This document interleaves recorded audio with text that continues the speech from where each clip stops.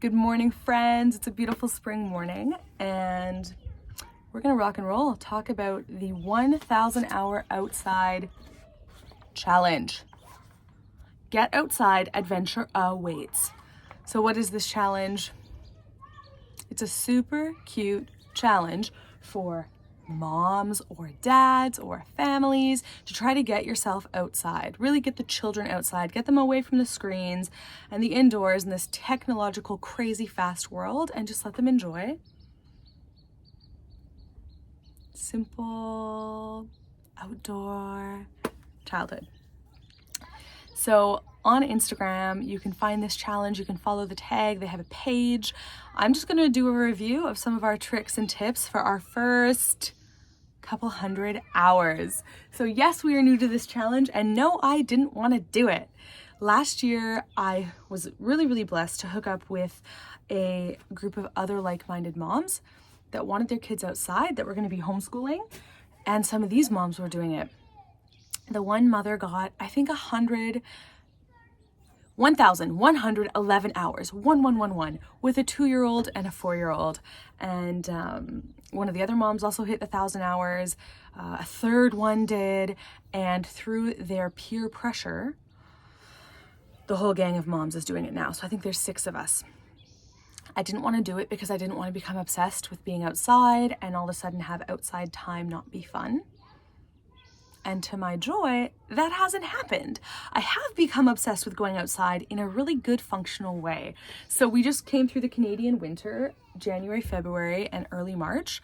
We had some really cold days, but it was a priority to get outside, even if just for half an hour, even if just for 1 hour. And I think it did my mental health good, my physical health good, and of course my children as well.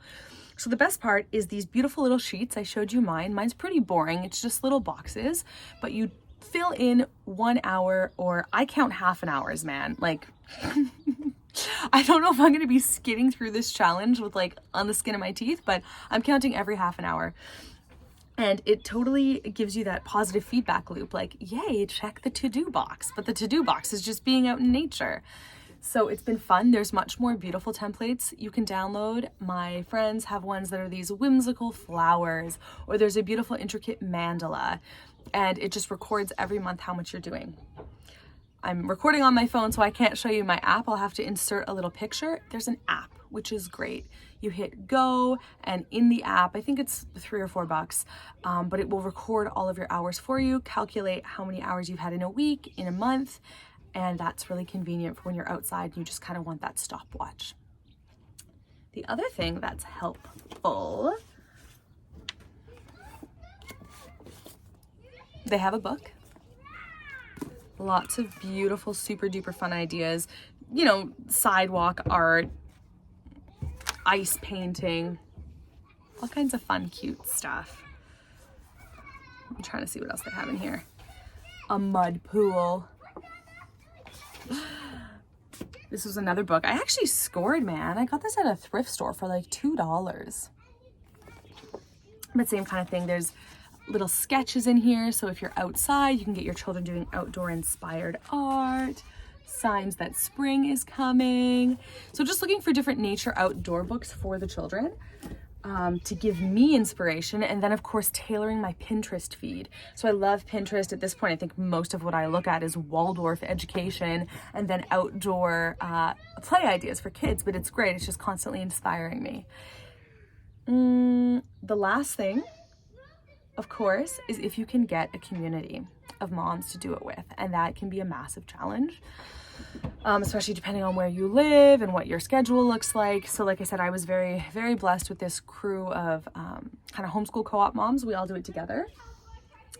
I'm not a part of this group, but from what I've been told, there is a wild and free communities all over the place. So this is a really fun read. It's really beautiful. It's in alignment with raising your children to be wild and free, outdoorsy, slow, child-led learning.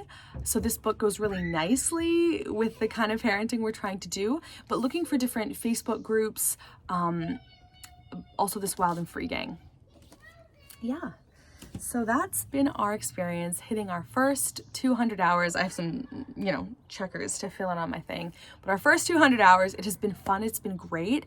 And I'm excited as the snow has melted here in Canada, at least where I am, for really long, beautiful 1,000-hour outside days. So if you're doing the challenge, give me your tips and tricks. I will probably need help. And share the love, share the wisdom. Okay, mamas, have an awesome day.